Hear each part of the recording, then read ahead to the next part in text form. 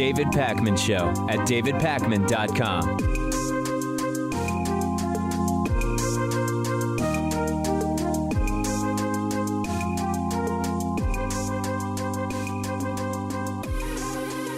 Welcome to the program. I'm joining you once again today from very, very hot and dry Las Vegas, Nevada. On the bonus show today, I will talk a little bit about what's been going on here at the conference and tell a few stories. Been seeing a lot of progressive media people, but a lot of news to get right into. And I want to start with what seems to be really an escalating Syria situation. Yesterday, I told you that President Trump took to Twitter and started threatening Syria and Russia in a way that we couldn't really determine the credibility of, nor really get a sense of whether Trump understood the geopolitical forces at play. And certainly my sort of default was he probably can't understand it. And this relates to allegations of attacks by Syrian leader Bashar al-Assad on his own people. This relates to how Syria and Russia have been in cahoots to differing degrees.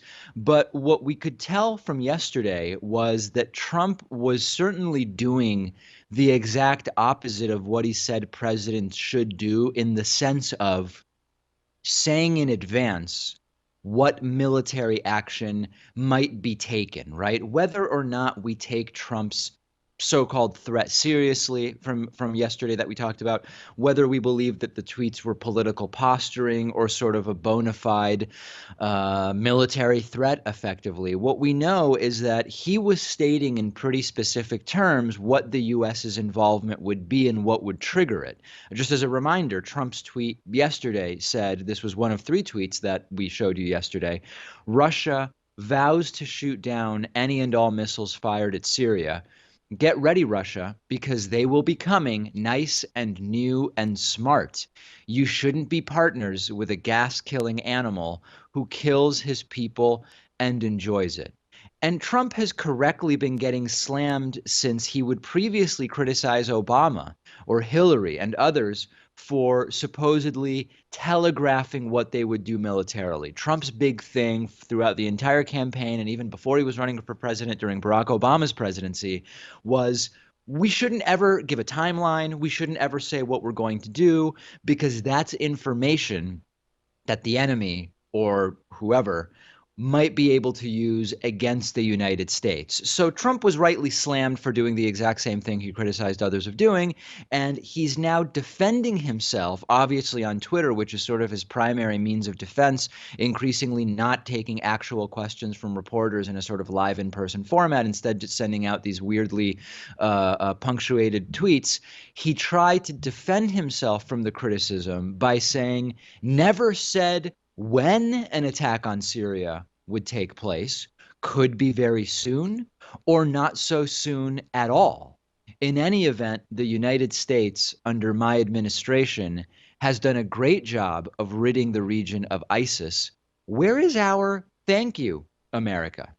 Now, I get what he's doing. Trump is trying to make the plan seem unknown and not predictable, because he previously said that's how our military should operate. He criticized others when they would say, here's what I would do, here's what I would like to do, here's what we might want to consider doing.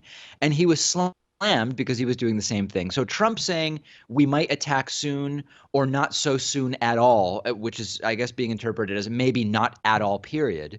He's trying to make it seem like he's not really saying what the plan is. He's not really doing that exact same thing which he criticized others for doing. We aren't saying what it is we are going to do. But as soon as Trump changes his position from here's what we will do if Syria, Russia does X, to we might do this soon or we might not do it at all, then it's not actually anything, right? Obviously, Trump could strike a country soon, not soon, or not at all. He doesn't have to say that in order for those to be the sort of options. And even though Trump kind of appears to be adding vagueness to the timing element of it, he's really removing all meaning and value that he originally communicated with the tweets that we talked about yesterday. But in the midst of this, it actually does seem like we're moving in the direction of military action. And I've been talking about this actually here at the conference. A lot of progressive media people last night We were talking about what we think is going to happen in Syria, and there's every indication that this is moving in the direction of military action. We now have, there's often this question with Syria of, did they really attack their own people and did they really use chemical weapons? France is now saying, the French president is now saying, they have proof that Syria used chemical weapons in Syria over the weekend. We have Britain's cabinet meeting to talk about a potential joint operation with the United States military. We've learned of British submarines that are moving within range of Syria. And we've also heard a declaration from Germany, from the German Chancellor Angela Merkel, that they are not going to be part of a coordinated action against Syria, but that they are supportive of sending a message that chemical weapons simply cannot be used. So these are, I don't know if I want to call them the beating of the drums of war, but certainly we are seeing more and more declarations and actions that suggest that's the direction we're going in. And on the other side, it seems as though Syria is also taking this seriously, moving some military aircraft to a Russian base in Syria, protecting some weapon systems. So if you look just at those signatures, it appears that this is the direction things are moving in. Does that mean anything definitive? Certainly not. And there's, of course, a debate to be had over military action in Syria, right? Do we believe or not believe that Bashar al-Assad has used chemical weapons? Do we believe or not believe that military action by the U.S. or a coalition would be justified or not? And this relates to broader questions about the philosophy geopolitically of the United States as the world policeman, preemptive or proactive wars when the United States is not directly threatened. There's all those philosophical debates to be had. But what's most stunning and notable here in the world of diplomacy, which is really what's been sort of turned on its head by the current administration, is that Trump is totally erratic and ignorant as far as what's taking place there. Because remember, 10 days ago, 8, 12 days ago, something like that, Trump was saying, I'm going to pull all U.S. troops from Syria and very, very soon. And then his military advisors got to him and said, well, hold on a second. That's not a good idea. That's drastic. Let's not do that right now.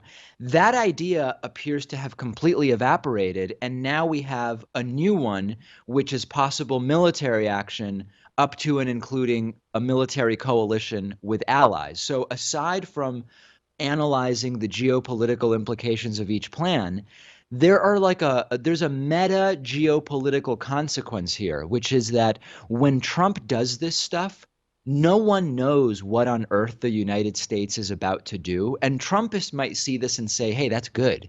It's good that other countries don't know what it is Trump is going to do, because that's how we keep them on their toes.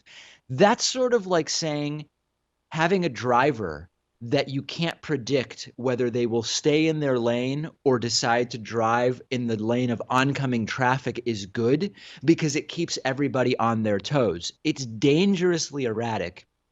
It prevents diplomacy, and it also prevents the United States from actually moving forward diplomatically in our relationships with other countries, because Trump says one thing on Twitter and then his quote generals say, yeah, we're not doing that. And then he says another thing on Twitter days later that's the exact opposite. If you ask me what I actually think will happen in Syria, I don't know. If I had to bet, I would bet on some military action. But again, it might be that type of thing where the United States bombs an empty airfield after everybody's been warned, and then Trump calls it some kind of major coup of military display and power. I don't know, but it's not looking stable and it's not looking good. And more than likely, by the time we get back from our break, a lot will have changed in terms of what happened in Syria.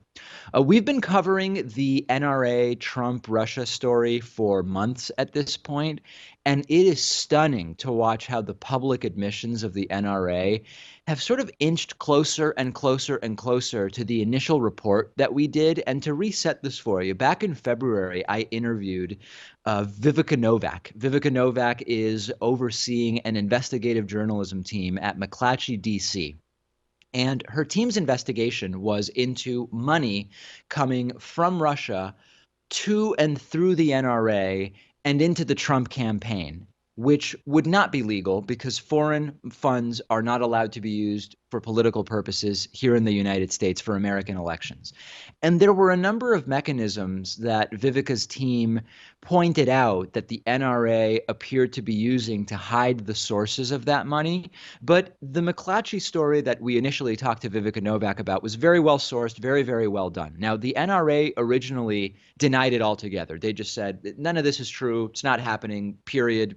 Bogus story, fake news. In late March, about a month after we did that story, I did a follow-up story where the NRA did actually admit in a letter to Senator Ron Wyden, who's been looking into this, Democratic senator, they did admit that they do receive foreign funds, but they denied that the funds came from Russia. And they also denied that anything illegal went on because they have their political funds and their non-political funds separate. Now, at the time, we talked about how a lot of those assertions really didn't make any sense and had very little legal significance, but at least, okay, the NRA was moving a step closer to actually confirming the story of McClatchy. It now gets even closer. We have a new admission from the NRA where they have now admitted that, yeah, they have more than 20 Russian-linked donors, specifically 23 Russians or Americans living in Russia since 2015. This we also know because of a recently released letter that they wrote to Senator Ron Wyden that I told you about a couple weeks ago. We now have more information about that. Now, you might hear me say this and say, David, 23 individuals making contributions over the last couple of years is very, very different than a concerted effort by the NRA to funnel Russian money into Trump's political campaign, potentially in violation of campaign finance law. And I would say you're not wrong, but once again, baby steps towards confirming the story from months ago. The admissions say the payments weren't big payments and they weren't political payments. They were for membership dues and subscriptions to the NRA magazine. It's just so hard to believe that they're telling the truth now, since they weren't telling us the truth all along. And the NRA seems pretty sick of all of this. They're saying, listen, we've cooperated this far. We're not going to be saying anything else. We're not going to be providing any more documents. And of course, they are going to try to downplay this once again as just little amounts of money for memberships and magazine subscriptions. But the most important element of this is that the story keeps changing. Before it was, well, we received one contribution from a Russian individual. Now the number is 23 Russians and Americans in Russia. That's already a drastic difference from what we were originally told. And what's really the focus here, and the possible area where it becomes legally questionable, is the purpose of the donations. Because it's legal, it's completely legal for foreigners to give money to the NRA for a subscription to the NRA if they want to do that, sure. If they want to get the NRA magazine, that's something that foreigners are allowed to pay for. It is not legal, however, for foreigners to donate to the political fund that the NRA has for influencing elections.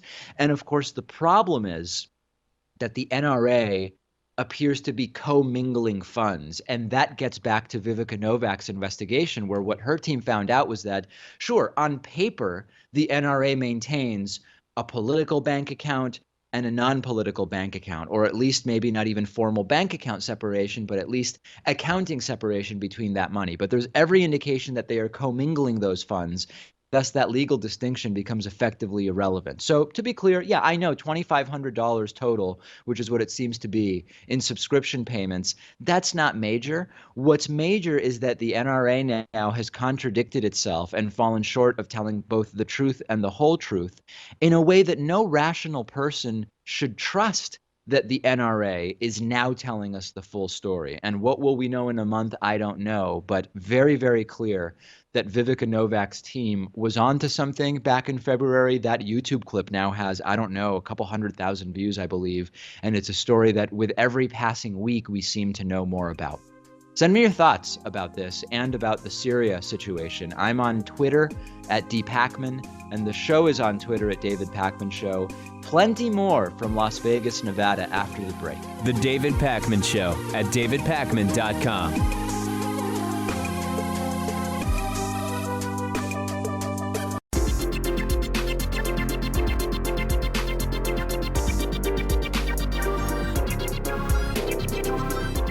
The David Pakman Show at davidpakman.com. Today's new member of the day is Jonathan Hoyt. Jonathan, thank you for being a David Pakman Show member. This is viewer and listener supported media. We depend on the support of folks like Jonathan, and not only our new members, but our long-term sustaining members, also really, really important to what we do. And today, Stephen Abernathy is our long-term sustaining member. He's been with us since February of 2012. Jonathan, Stephen, thank you. Very, very exciting things going on at the show, and it's all because of our members and patrons and YouTube sponsors. You can join Jonathan and Stephen at davidpakman.com/membership. We've got a coupon code that'll save you 40%, and that is VoteSoon18. VoteSoon18. Okay, we have a sort of a discussion forum message board type thing called a subreddit. You can find it at davidpakman.com/Reddit. About 6,000 of our viewers and listeners regularly engage in respectful political debate there. There are moderators. We try to keep things under control. And a few interesting discussions that I saw when I was sort of browsing the subreddit early this morning at davidpakman.com/Reddit were, and I'll show you a few of these. First of all, an interesting idea when it comes to gun safety regulation. What if, instead of banning semi and fully automatic guns, we ban the bullets that they use? This is interesting. Chris Rock actually once had an interesting sort of stand-up bit about this, where he said, okay, what if we make the bullets $5,000 each or something like that? And it's sort of a similar idea. What I think is interesting about the idea of certain ammunition bans is that it becomes much more difficult to make a constitutional argument. Now, I think that once you concede that there can be restrictions on, for example, shoulder-mounted RPGs and just random people buying shoulder-mounted RPGs, you've basically conceded that the Second Amendment isn't absolute and it doesn't apply to all arms. And thus, it's just a matter of where you draw the line. But if we want to step back from that debate for a second, consider that if you do ban certain types of ammunition, you have much more insulation, so to speak, from constitutional arguments about what you're doing. Although, yeah, obviously the Second Amendment fetishists will still make a Second Amendment argument. But it's an interesting idea, and I think it's a good one to discuss. Also, from the David Pakman Show subreddit, is YouTube slowing down political content, or does my signal just suck? There's a user who said that they are having a lot of trouble accessing YouTube videos with political content, although they seem to have no problem watching the ads that come before the videos. I actually don't have any reason to think that YouTube is slowing down political content, and I've not yet learned about any ISPs doing it. And there's actually quite a bit of technical information as to why it's weird. With the same internet connection, the ad seems to play perfectly without lagging, and then the ad ends and it goes to the video, and all of a sudden it's going very, very slowly and rebuffering and being interrupted. I don't remember what the technical explanation is, but I know that there is one, and I've seen, believe me, I will be the first to point out if I believe anybody is slowing down political content or slowing down progressive political content. I've just not seen any evidence to that effect so far. But I'm open to having my mind changed, because why wouldn't I want to know about that if it's going on? Also, from the David Pakman Show subreddit, what's something one can do to improve critical thinking skills? Asked Brooke, adding, I'm someone that's extremely shy and hates arguments, but sometimes it's important to get your point across. How should one get better at critical thinking and expressing their views? Yeah, I mean, listen, first and foremost, if you're even asking this question, you're already ahead of a lot of people who would never even think to ask that. And that's not a victory in and of itself, but you're already sort of thinking about this, and that's a really good thing. I think it's a really good idea to review critical thinking content on YouTube, including the David Pakman Show Critical Thinking miniseries. I think it's also very useful to familiarize yourself with the arguments that your opponents would make, because if you just focus on the arguments that resonate with you, I don't think you'll be as well informed nor prepared to rebut the arguments of the other side. So I find it very, very useful to really learn and look deeply at the arguments that your political opponents are making so that you'll be better informed and prepared to counter those arguments. Lastly, from the David Pakman Show subreddit, is David still interested in talking to Carl Benjamin, aka Sargon of Akkad? I know their debate was originally scheduled to be on the Drunken Peasants podcast, but fell through after the show had a change in hosts. Yeah, listen, I don't know that I really care to debate Sargon of Akkad at this point. I don't even remember what it was we were supposed to debate. I remember the Drunken Peasants wanted to host it. I asked for a list of topics, and some of the topics were not topics that I have any business debating, like Brexit was one of them. I'm not a Brexit expert. It's something that we covered in a broader geopolitical context, but I went back and forth and said, it's not really a good topic for me. And then that was basically it because the show had whatever transition it was that it had. So I just don't listen. Our broadcast audience on radio and TV, most of them don't even know who Carl Benjamin is. So it certainly wouldn't be something for the broadcast show. I was thinking about doing it for YouTube only, but I just don't know that anyone really cares for me to do that at this point. I'm not against it. I just am unsure that it's a good use of anybody's time. I want to talk a little bit about the Mark Zuckerberg congressional testimony. I was very, very interested to see Facebook founder and CEO Mark Zuckerberg testify before Congress, but I am hugely disappointed by what was effectively kind of a joke of a hearing. Facebook has been in the middle of a major data breach, privacy concerns, arguably the biggest crisis for Facebook in their history when you account sort of like for their current size and user base on the platform. We learned that Trump's data mining firm, Cambridge Analytica, got access to the profile data of anywhere between 50 and I've heard as high as 87 million users cited. Zuckerberg himself also admitted that every Facebook user should assume that their data was scraped by third parties. It's truly bad right now, even though, as I've said before, every user should always assume that their data was being scraped in that way. Still a really big PR disaster for Facebook.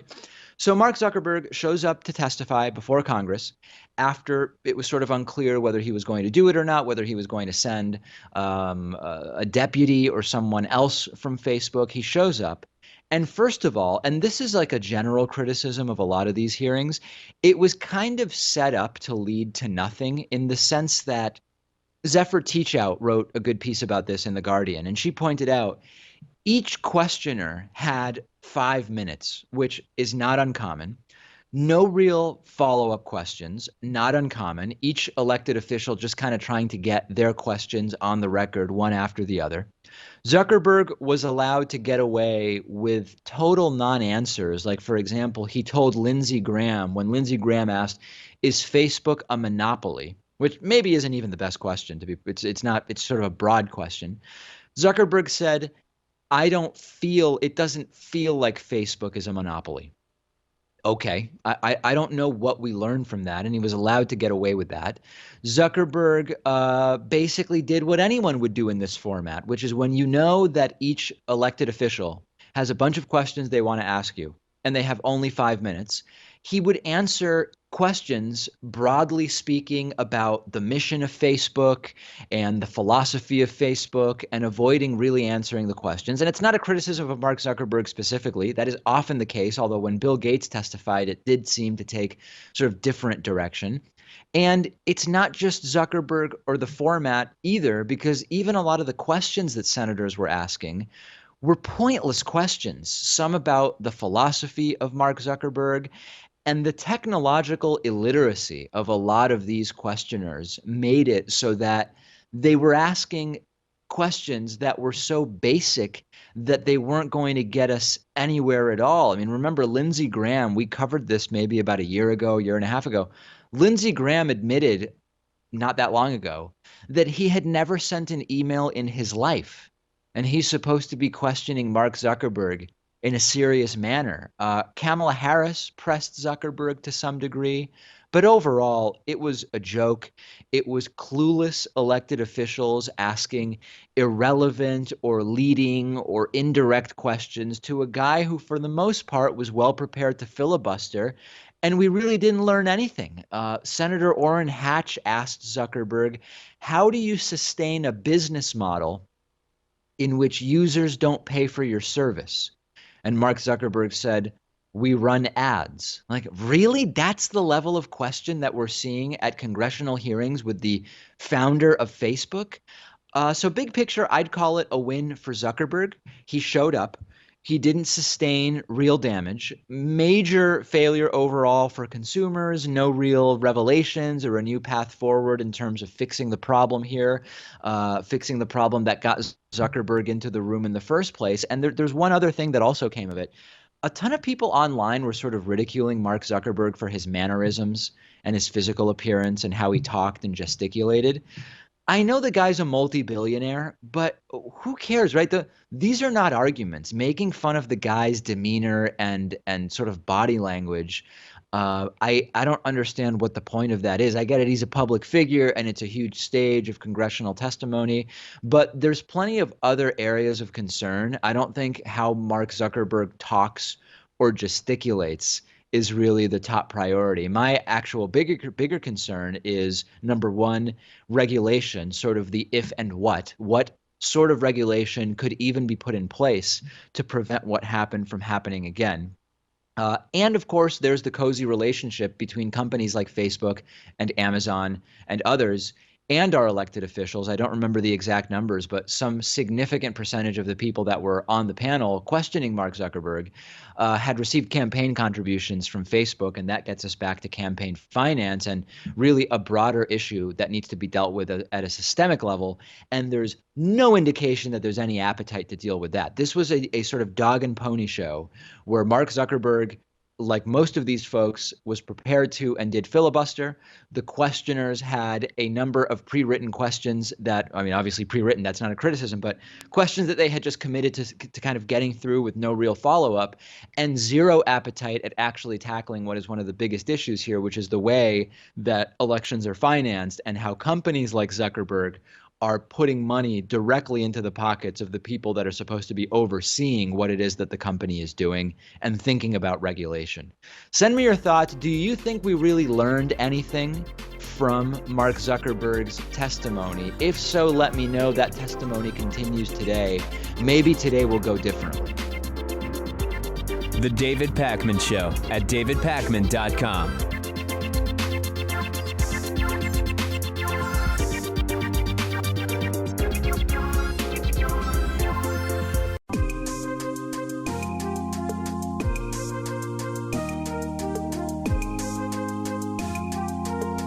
Welcome back to the David Pakman Show. I'm welcoming back to the program today Corey Dolgan, who's professor of sociology at Stonehill College, also author of the book Kill It to Save It, recently available in paperback.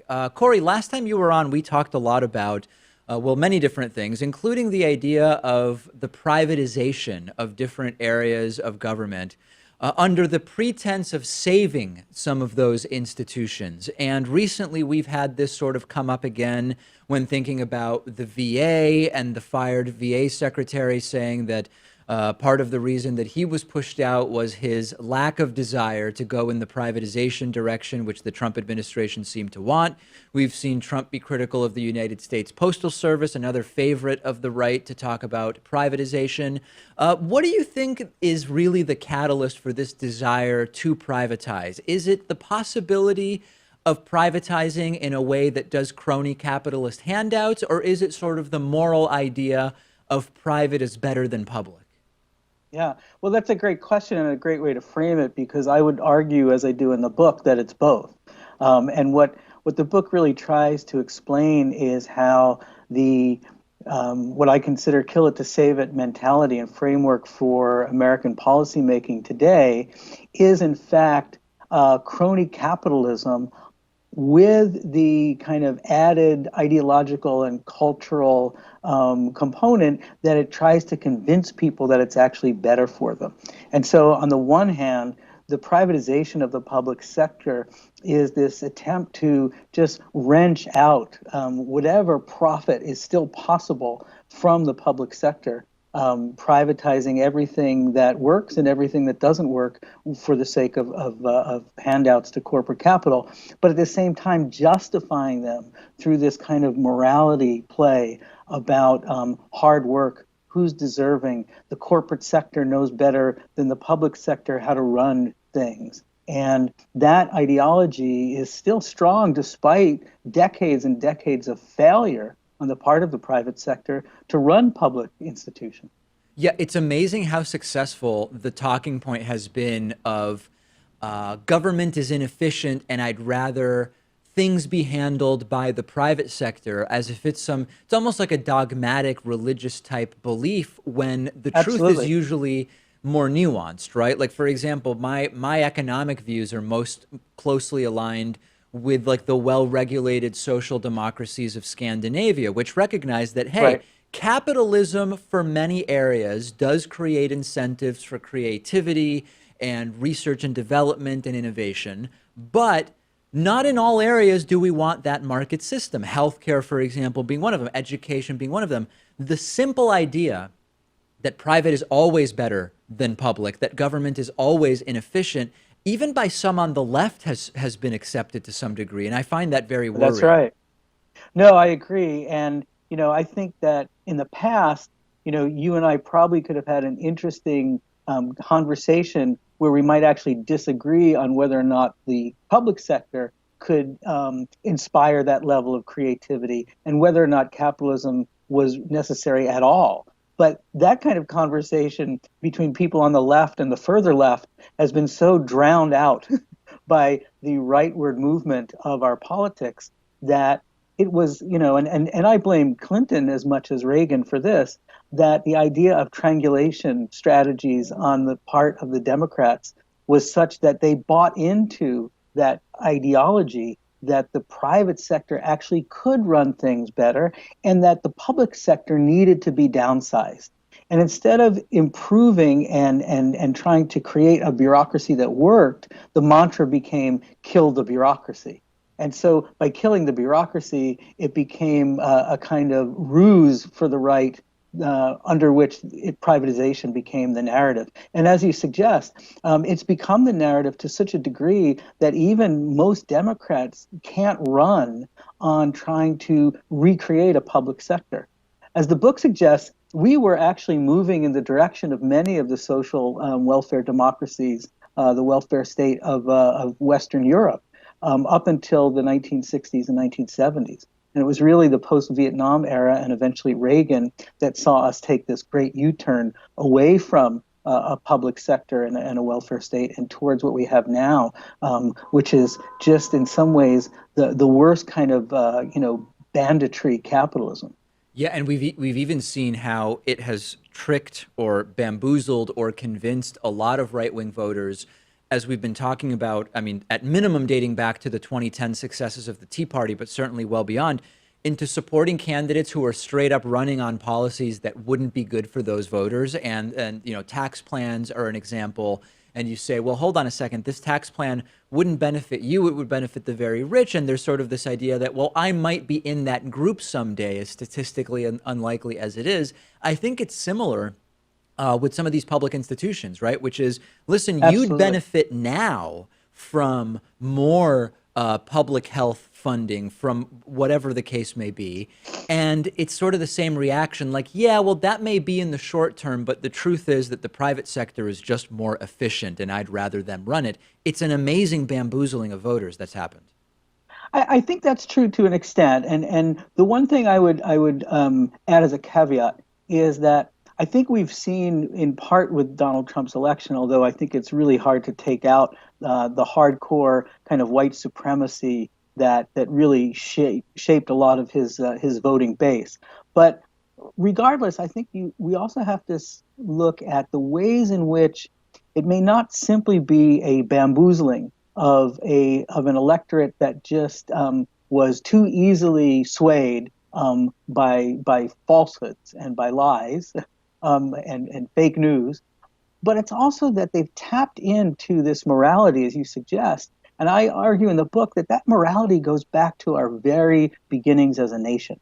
That this mythology about hyper-individualism, about rugged, burly guys, if only let free from public regulations and responsibilities, will succeed, and that that's what's always driven our country to its great success, is just mythology. But it's still deeply ingrained in our core values and identity. So while I do agree that there's a certain bamboozling going on, a lot of the bamboozling is so hardwired into our mythology and our identity that it's very easily tapped by these right-wing spin doctors. And I think maybe that's why the populist rhetoric that we heard from both Bernie Sanders and Donald Trump That's right. worked in a sense, even though there's, of course, a very big difference between left-wing and right-wing populism, and there's a night and day difference in terms of what the legislative actions would have been by someone like Bernie Sanders and the more authoritarian actions that we've seen under Donald Trump. But I think that if we go back and saw and sort of considered how powerful the populist sounding rhetoric was to both voters that called themselves left and right, I think that's kind of a big indication of the predisposition from people to be attracted That's to right. those ideas, given what we've seen in terms of neoliberalism and corporatism for the last 50 or more years, would you say? Oh, absolutely. And as I say in the book, populism cuts both ways. And for me, the weakness and the weakness of vision as well as will of the Democrats really played through in this election. And so, this was a moment where the kind of left populism that Sanders represented was ripe, and I think ripe for winning an election. And the idea that Clinton was the selection in part because of a lot of really bad, institutionalized party politics and power from the Democratic Party, but also the notion that Sanders wasn't electable, which, leads us to the question of, could he have been any less electable than Clinton? But the Democratic Party was beholden to its own set of neoliberalism. And I think was scared by the kind of left-wing populism that Sanders represented. We'll see whether the Democrats in 2018, and then 2020 can welcome a much more radical left vision, the kind of public welfare, social welfare politics that you were discussing earlier, or they're going to remain these kinds of so-called centrist Democrats who are afraid of real change. Are you, so I think there's certainly more than two views on this, but two views about how Democrats should run in 2018 and in 2020 would be, on the one hand, those who say you need to just run as far to the left as possible, as far to the left as the Democratic Party will sort of allow candidates to run and allow them to win primaries, and that on balance, you're going to do better that way. There's another approach, which I find to be a little more pragmatic, and I think it's maybe a little more thoughtful, which is you need to calculate what type of candidate will do best depending on where they're running. So if you're running against a corporate Democrat in West Virginia versus against a Republican in Texas versus, who knows, someone in Vermont, that there's sort of different types of candidates and approaches that make sense.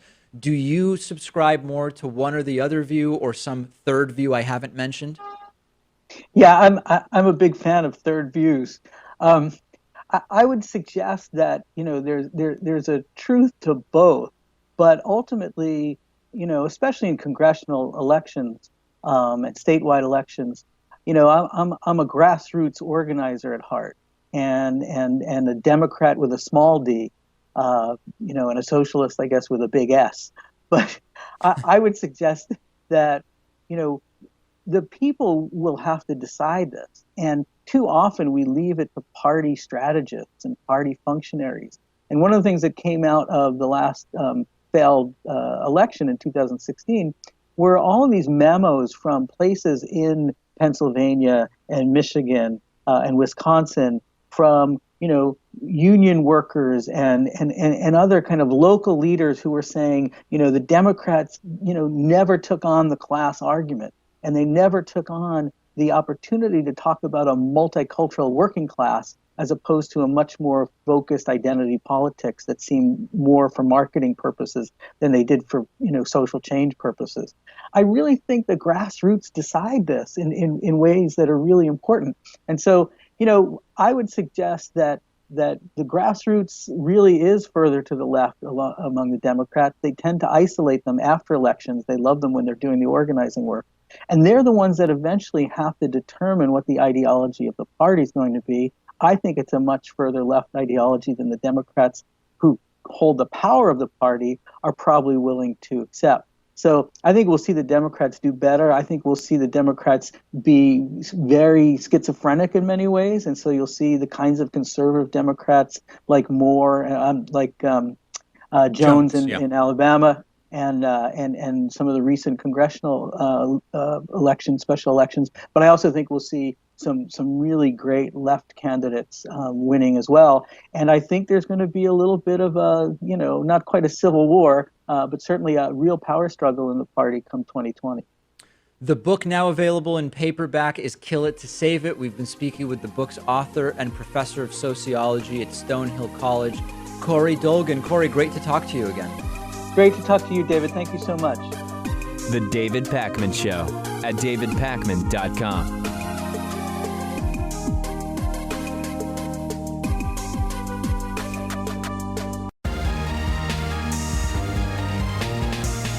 The David Pakman Show at davidpakman.com.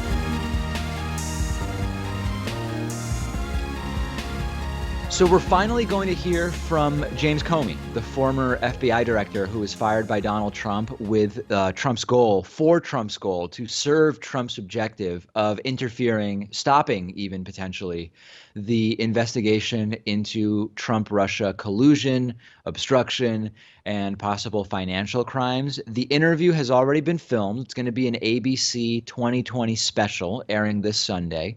Comey was interviewed by George Stephanopoulos.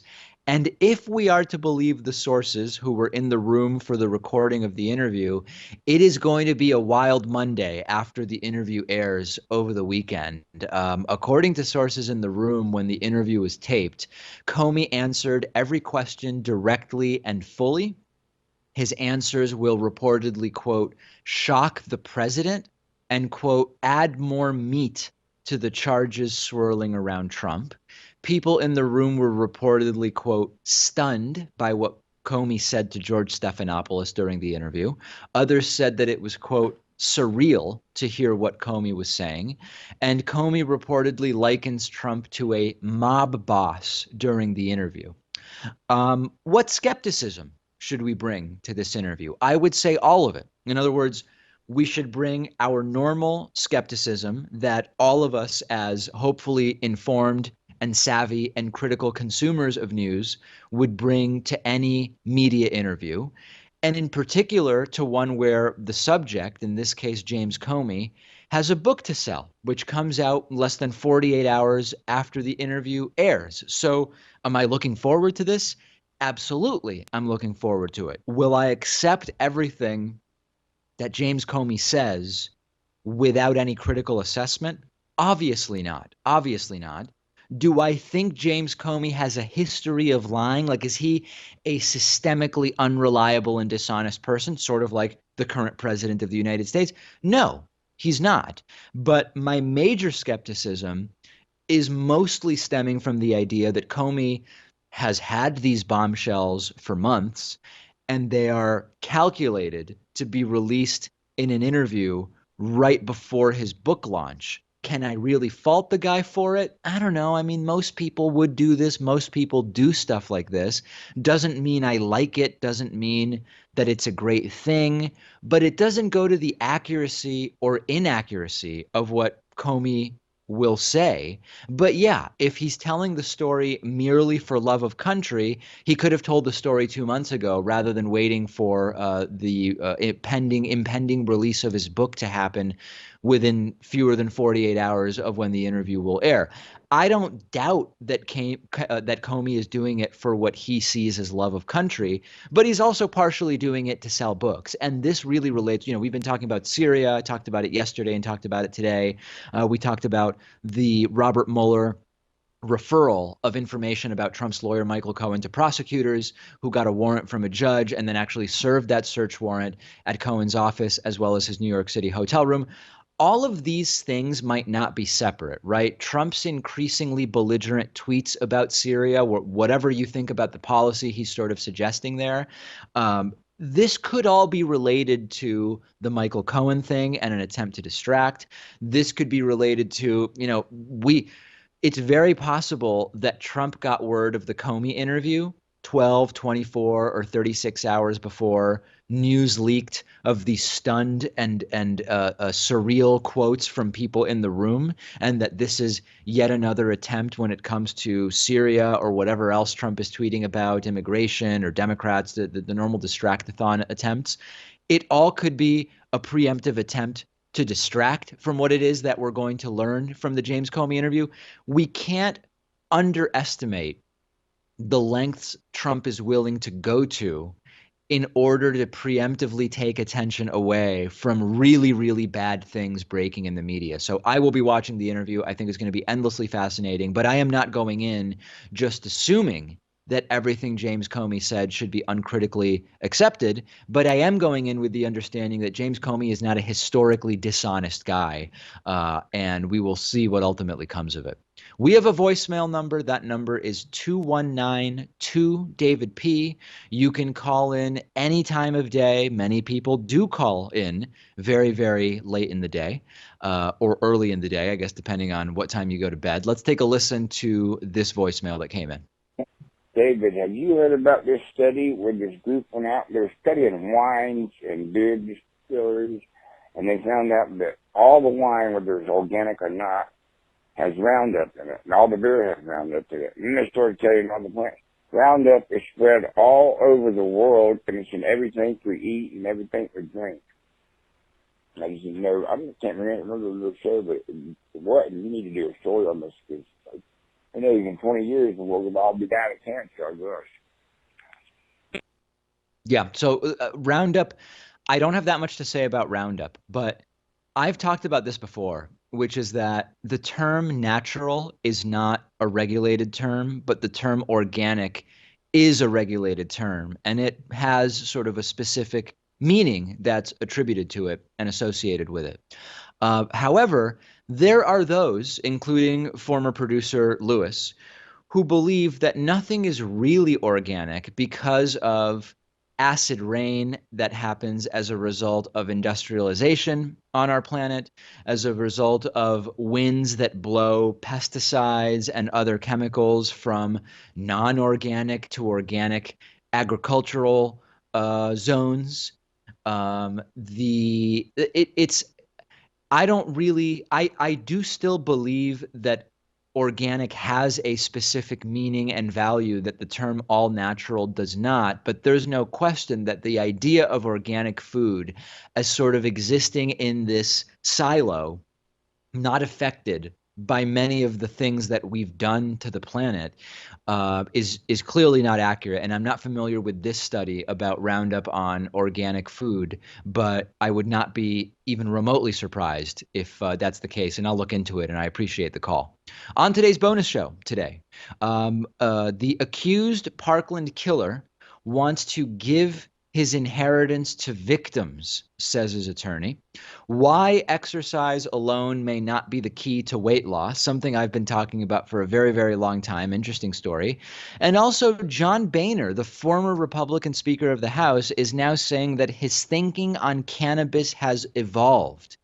In what way has it evolved? Well, we will talk about that on today's bonus show. 2 ways to get access to the David Pakman Show bonus show. One is as a David Pakman Show member. Sign up in mere seconds at davidpakman.com/membership. If you want a 40% discount, feel free to use the coupon code VOTESOON18, all one word, all lowercase. That'll save you 40% off of a monthly membership, off of a yearly membership. It will make the monthly membership just $3.60 a month.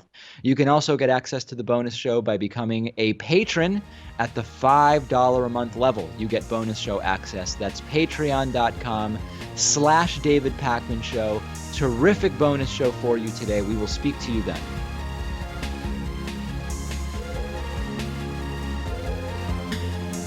The David Pakman Show at davidpakman.com.